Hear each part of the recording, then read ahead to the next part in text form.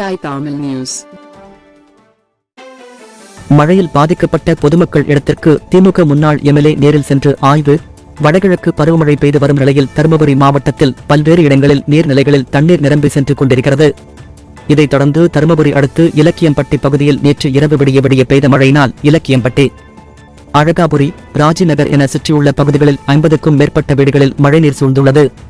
இதனால் பாதிக்கப்பட்ட பொதுமக்களின் இடத்திற்கு நேரில் சென்ற திமுக முன்னாள் எம்எல்ஏ தடங்கம் சுப்பிரமணியம் பொதுமக்களிடம் நலம் விசாரித்து பாதிப்பு குறித்து கேட்டறிந்தார்.